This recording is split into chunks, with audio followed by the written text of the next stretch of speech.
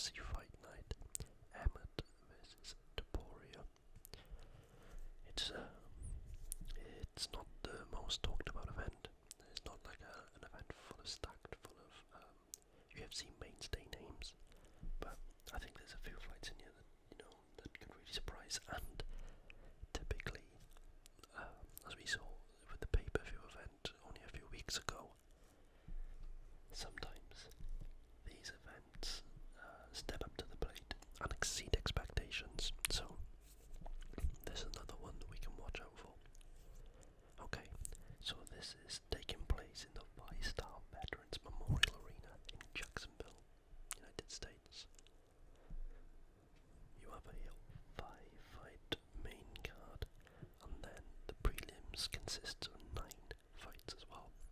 So let's just go down to the very first fight of the night and go from here. So we have a middleweight bout as the first fight of the night. Cody Brundage versus Cedric Dumas. Cody Brundage I have heard of. Cedric Dumas, the name is a little bit more unfamiliar.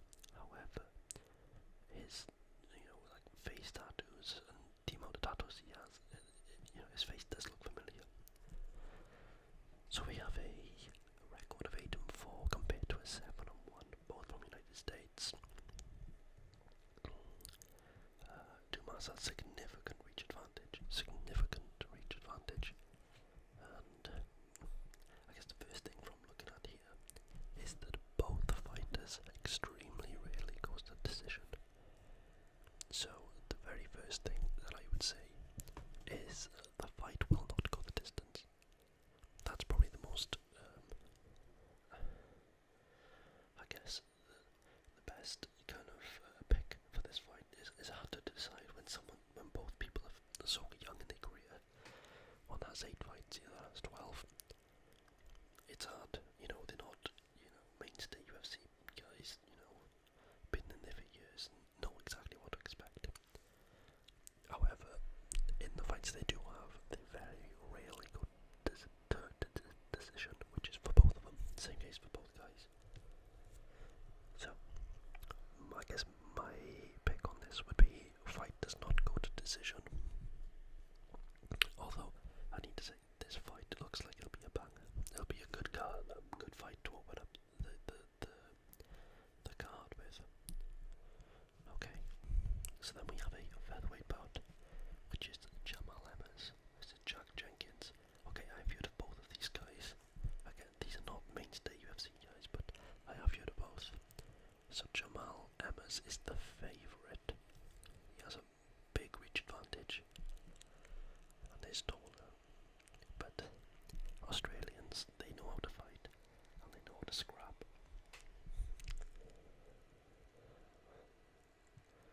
Jack Jenkins gets a finish in 80% of his fights.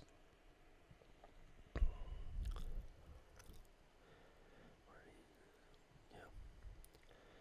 This is a hard fight to predict, I guess. They both land more than he absorb. Although Jack Jenkins lands less but absorbs less, whereas Jamal lands more and absorbs more. So the grappling aspects could come down to grappling. Okay.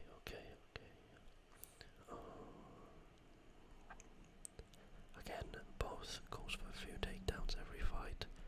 Takedown accuracy is higher in Jack Jenkins than it is for Jamal, but takedown defense is 100% for Jamal Emmett. This is a hard fight to call. The odds. Jamal Emmett is a pretty big favourite considering how tight it is. I'm gonna go against the odds. I have family in Australia. I gotta stick with the family. Let's go for Australia. Jack Jenkins to win that fight. And then the next fight. Okay, so this is Trevor Peek versus Shebe Massigal. Trevor Peek, I've seen his face, never seen Shebe before. So, yeah, let's have a little look. So they haven't even got the stats of Shebe Massacre, really. You know. Whereas Trevor Peak is 8-0 with 1 no contest. 8-0 with 8 KOs. Okay.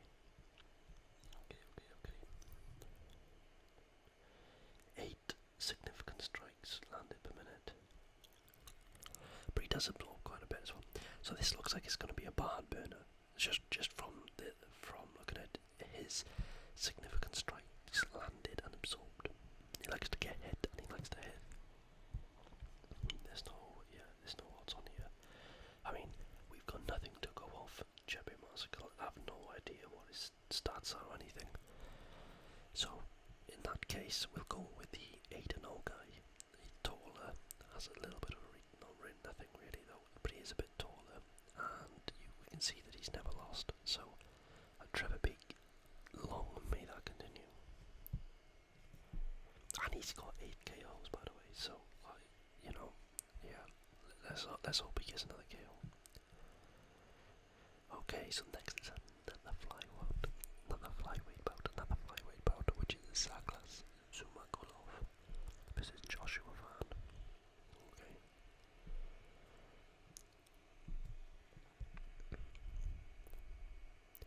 Okay. So, again, we haven't got no stats for Joshua Van here. Zhumagulov, on the other hand, is 14-8. Okay, bit shorter, but has a bigger reach advantage than Joshua. Okay, let's look at the win. Okay, oh, Joshua Van's never been to decision. That's interesting. Where's he from? He's from Myanmar, Burma. Okay. Where is Zaglas from? Is he from Kazakhstan? Yeah. Okay.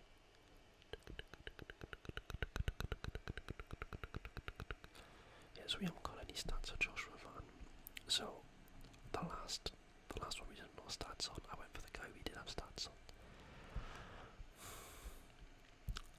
Although my intuition is to never go against anyone from Kazakhstan, from Dagestan, or anything that ends with Stan. He looks like Peter Yan with a wig on. However, let's go for my Burma, Myanmar. You know, he looks cool. He's never been to decision. I can never say that word, to decision. So, let's go Joshua Van with a finish. That's what we're going to go with. Okay, next. Oh, we got Baby Shark, Tabitha Ritchie. This is Gillian Robertson. Okay, so Tabitha Ritchie, as you can see, is a -130 favourite compared to Gillian Robertson. However, Gillian Robertson is an absolute savage on the ground. She's a ridiculous jiu-jitsu fighter. She's also got an extreme amount of experience. She's been in the UFC for a long time. She's way taller than Tabitha Ritchie. Got a little bit of a reach advantage, but she doesn't like to strike all that much. Tabitha Ritchie, she's Baby Shark. She's got some muscles. She's got some power behind her. 8-1, only lost one. I didn't realise that. And she is ranked, and she is the odds-on favourite. Let's have a look at the win percentage. Yeah. Oh yeah, so Gillian Robertson, 75% of her wins come by submission. Tabitha Ritchie though, even though she's got, a lot of muscle and size on her, she's only finished 13%. So that's gone to decision quite a bit.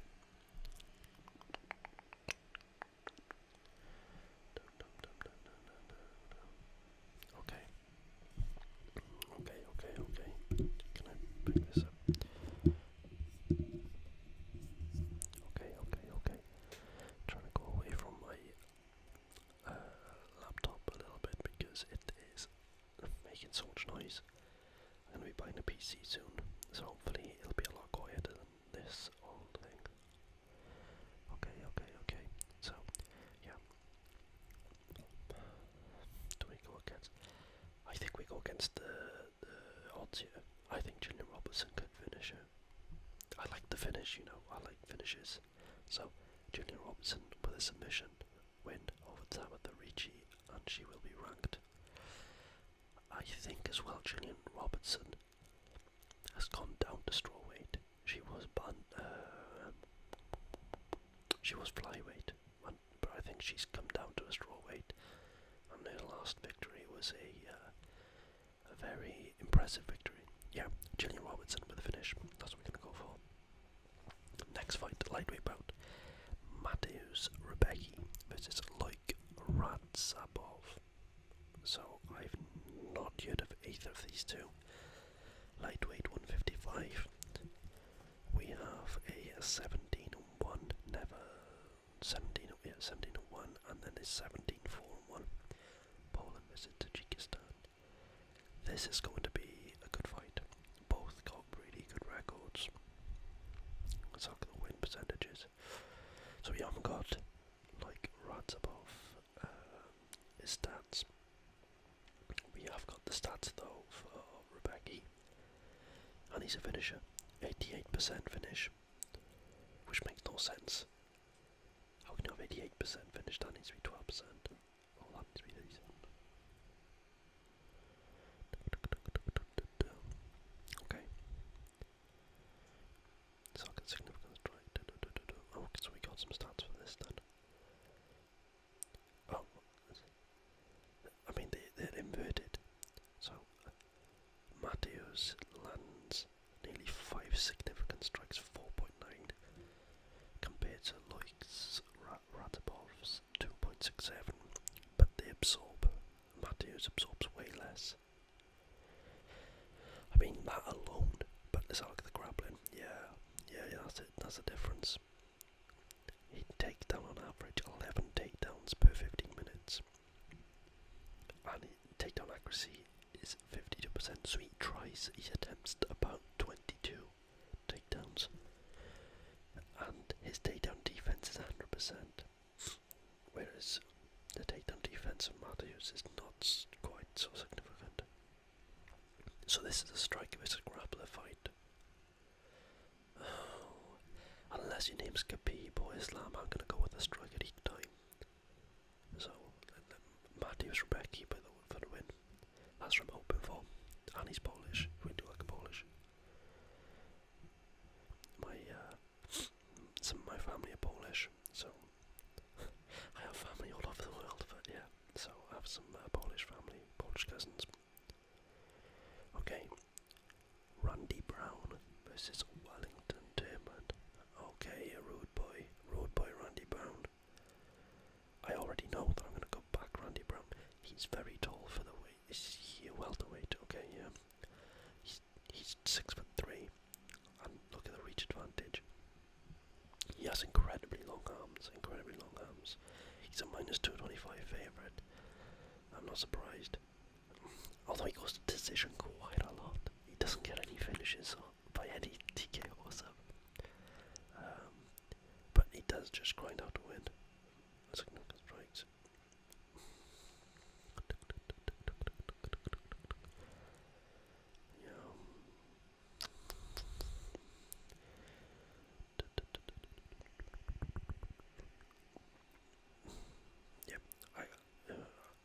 We can't go against Randy Brown, can we? Randy Brown's going to take this win. And then the featured prelim bout is number 11 ranked Neil Magny versus Phil Rowe. I'm not quite so sure on Phil Rowe. I'm not sure how many fights he's had, but Neil Magny's an absolute legend in the UFC. He's an absolute legend. Not quite Hall of Famer, I don't think, but an absolute legend nonetheless. Oh, look at this, they both is 6'3" in height. Both have similar reaches. Okay. Oh, okay, so Phil Rowe has never been to decision. Now I can't decide if that's a good thing or a bad thing. If he constantly goes to finish, what is it like when he goes to deep water? Because Neil Magny is known for drowning people with pressure. So, will Phil Rowe handle the pressure, or will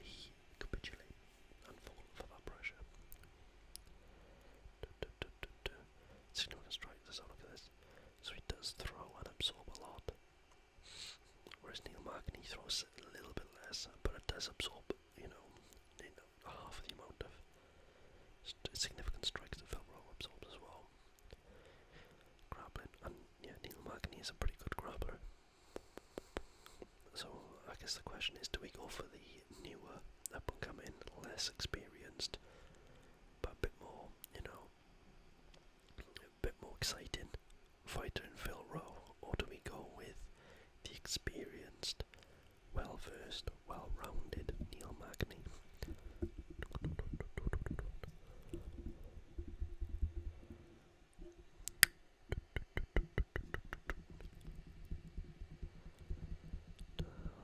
What do we decide here? What will I decide here? Let's go for the younger, up-and-coming. I don't even know. I mean, he looks just as old as Neil Magny, but less experienced. But again, I like people who likes to finish. So let's go for Phil Rowe. Okay, so the first fight of the main card is Brendan Allen versus Bruno Silva. Brendan Allen is a slight favourite, -180. Both has both people have a lot of experience. Brendan Allen is slightly bigger. What weight is this? This is middleweight, okay. Brendan Allen is a finisher as well. He likes to finish, yes, he likes to finish a lot of his fights, both of them. Okay, this is going to be a good fight. Already, I'm not even wanting to pick a winner. I want to say the fight does not go to distance. The chances of it going to the distance is so slim. Average fight time is less than 9 minutes for both. Both like to throw and absorb strikes, grappling. Brendan Allen is a very good grappler, but Bruno Silva is from Brazil, so they're automatically a good grappler, and they're born with it. Yeah, a fight does not go a distance. Middleweight bout. Let's do that. So that was the Brendan Allen and Bruno Silva fight. Next up, we have the David Ondama versus Gabriel Santos. There's no odds for this one. This is going to be a good fight, though. If you look at just the records, you've got David Ondama, which is 10-2, and Gabriel Santos has a record of 10-1. David Ondama from Uganda and Gabriel Santos from Brazil.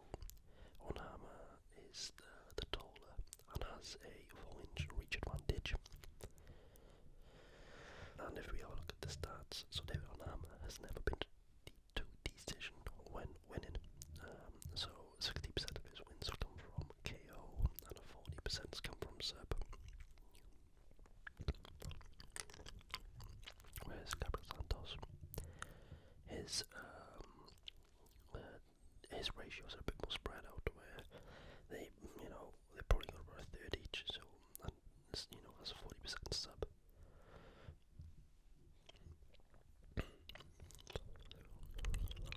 Now got a significant strike. Okay, so both of these throw and absorb quite a few significant strikes. So again, this is down to be a barn burner. So look at the grappling aspects. Okay, so Gabriel Santos is actually quite a bit of a grappler as well. He takes down, as on average, 5 takedowns per 15 minutes, and the takedown accuracy is 45%, which means he attempts over 10 takedowns per average fight. Takedown defense, on the other hand, isn't great from David Ondama, which means that Gabriel Santos could have some luck and have some success with the grappling aspects of the match. I do think, though, that significant strikes wise, David Ondama's probably got this. Has slightly better defense, absorbs less per minute, and lands more per minute as well. So this is going to be a barn burner, I think. This one is too tough to call. There's some fights that I just don't like to put a bet on, and this is probably one of them for me. I think either David Ondama's gonna Whereas Gabriel Santos, he has probably more avenues to win. He could probably finish by sub, ground and pound, or through a KO. So yeah, I'm not gonna give a prediction on this one. I think I'll just enjoy the fight. Okay. So next one is the big boys, the heavyweight bout. We have Austin Lane versus Justin Taffer from New Zealand. This is a good fight. So look at them. Austin Lane is 12-3. Justin Taffer 6-3. This will be Austin Lane's debut against a real good Justin Taffer. Austin Lane's 6'6" with a reach of 80 inches. Justin Taffer is 6 foot but only has 74-inch reach. So Austin Lane has a real significant reach advantage.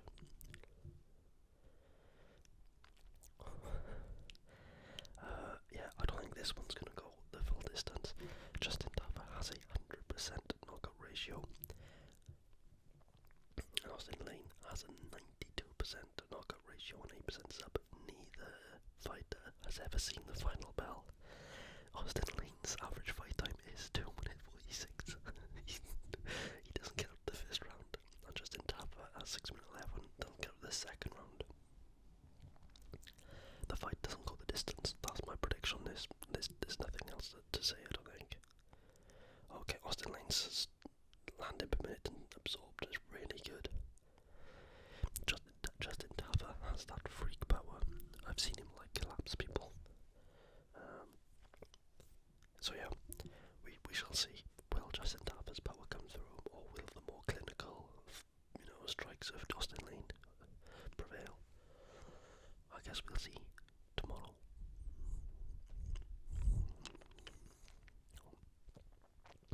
But yeah, my prediction is the fight does not go the distance. Okay, so we have Amanda Ribas. This is the co-main event of the evening. Amanda Ribas versus Macy Barber. Okay. So they have a record of 12-3 for Amanda Ribas and 12-2 for Macy Barber. Okay, let's look at the reach. Similar, nothing too much in it. They both are ranked 11. I just saw. It doesn't say on here, but I think they both said they were ranked 11, so I don't know what that's from. Macy Barber is known a bit more of a striker, so it's no surprise she has a higher percentage KO. Amanda Ribas, she's she doesn't discriminate. She gets the job done either by KO, sub, or decision. She doesn't really favour one over the other. Macy Barber is either a KO or a decision. She's only probably had one sub, I'm guessing. Okay. Significant strikes. Let's look at this. Oh my god. So very close. The UFC does this a lot. They're really, really good with the matchmaking. They're the best in the best with the matchmaking. Let's look at the grappling aspect.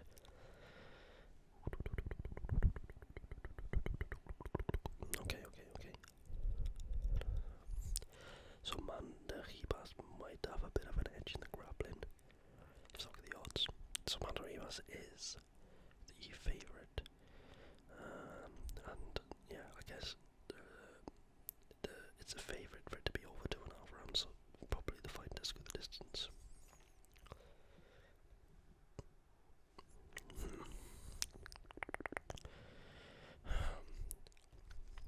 That being said, I'm going Macy Barber. Okay.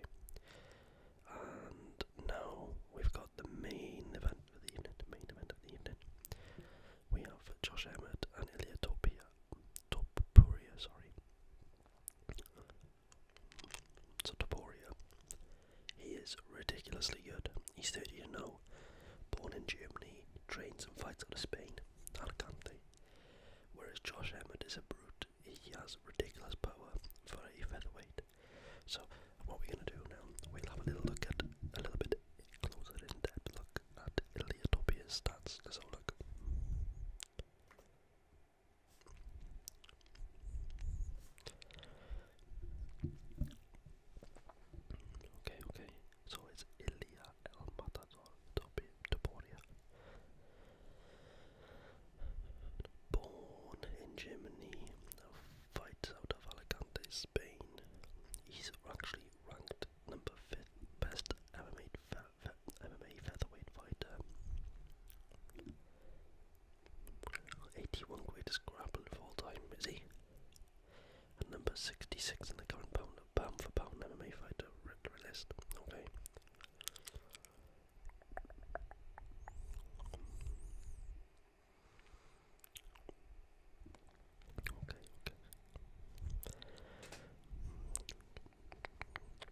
So he has 4 wins by KO, 8 wins via submission, and 1 win via decision. In the UFC, he's 5-0. So look at his record. Whoa. Okay, so we want to go from the UFC really. Let's go. So 8-0, he versed Yusuf Zalal, and he won unanimous decision there. Then he fought Damon Jackson and won via first round knockout punches. Then he versed Ryan Hall, and he won via ground and pound in the first round. And then he had 2 cancelled bouts versus Evelev and Charles Jourdain. And then he fought then Jai Herbert. I'm pretty sure that was actually in the weight above. That was in London, and he won via knockout, and that was some knockout. Jai Herbert was actually doing really well in the fight, but got caught with a right hook and slept him. And then he fought back in December of 2022 against Bryce Mitchell, who at the time was an extremely well-regarded fighter as well, and he made it look relatively easy.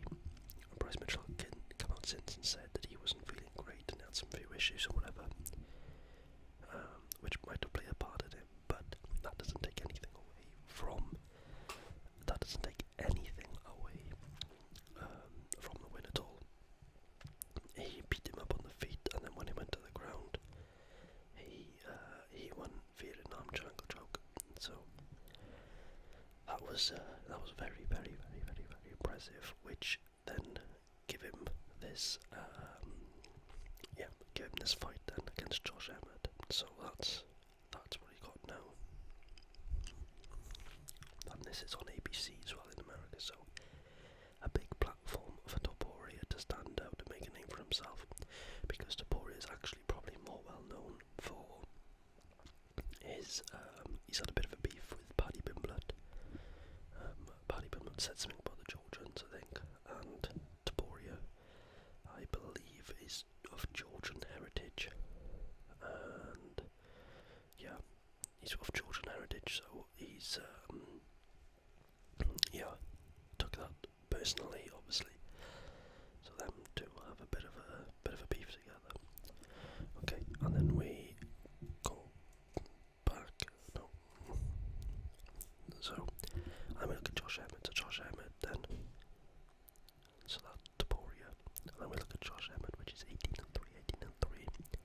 He has a little bit of a reach advantage, not much, not really significant in the fight. They're similar in stature and everything, so yeah. Okay, so let's have a look at Josh Emmett's stats.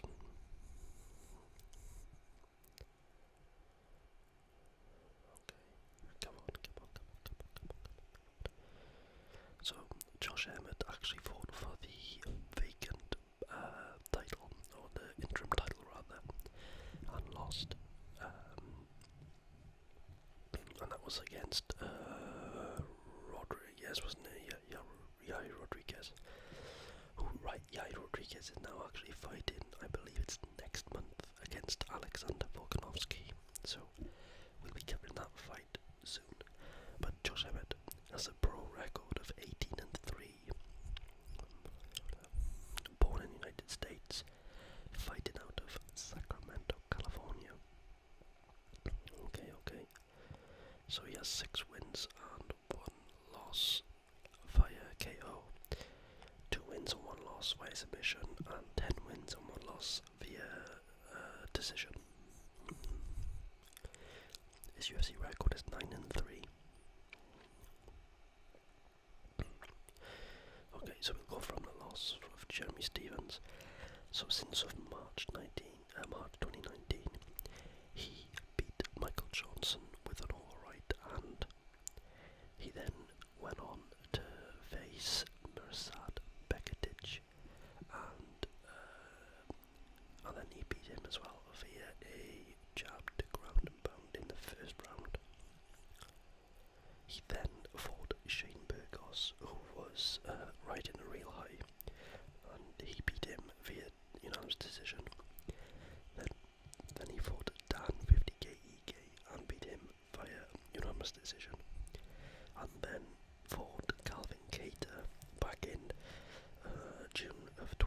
22 and beat Calvin Cater in a split decision.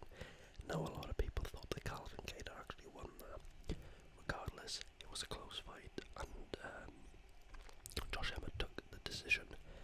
That then allowed him to fight Yair Rodriguez as for the interim champion on the co-main event of UFC 284, Makhachev versus Volkanovski. So Volkanovski knew who he was going to fight next after Makhachev on his own card in Perth, which was, it was a real good spectacle for the fans, but hard for him, I guess. And just putting it out there, I thought Volkanovski beat Makhachev. I was convinced Volkanovski beat Makhachev that night, but yeah. So then he lost against Yair Rodriguez, Josh Emmett. Yair Rodriguez looked fantastic, by the way. So there's no star in that, nothing at all. Yair Rodriguez is a great fighter, and Josh Emmett done well until he didn't. And Yair Rodriguez has only lost twice, and one of them is against Max Holloway, considered the greatest of all time. So yeah. And then so now he has this current fight as well. So for some reason the fans hasn't really taken to Josh Emmett.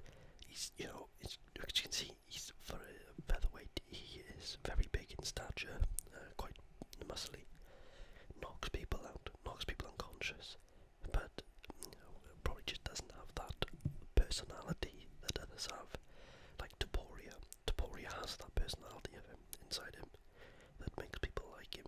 Or he's either people root against him or for him. Josh Emmett doesn't really have that. Okay, so let's go back to the UFC website.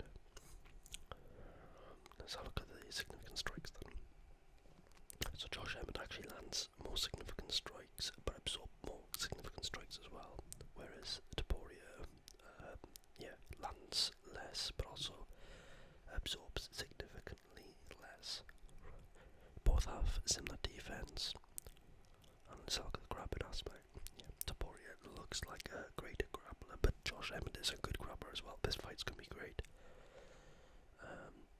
Topuria though is he does like to go for submissions, which Josh Emmett, as you can see, doesn't really have that submission threat. He's a bit more of a ground and pound kind of guy. My pick for this is I believe Topuria's gonna win. I don't know how. Oh, he's quite a big favourite actually. I think Topuria's gonna win. I'm not sure how he's going to do it.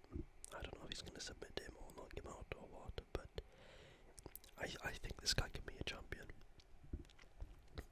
He might be the only guy that can beat Volkanovski. And but yeah, we've seen, like I said, Josh Emmett first Shane Burgos when he was on a riding high. Dan 50k Ige when he was on a high. And they all fall into him. So, Josh Emmett is up there. He's top 5 for a reason. So yeah, it's going to be a tougher opponent for Topuria this time. But I still think he can get it done. And that's it. So, I hope you liked this little bit of commentary. If you did, please consider giving this a thumbs up. And if you want to see more of this, I'll try my best to do this for every UFC card coming up. And maybe even, if it's some important boxing cards or, something like that, like the influencer boxing cards, I might be able to do something like that for them. And yeah, if you have any suggestions on what you'd like to see, please leave a comment for that. And like I said, if you're interested in these, please consider subscribing, because I'll be trying to do these pretty much every week that UFC has an event on.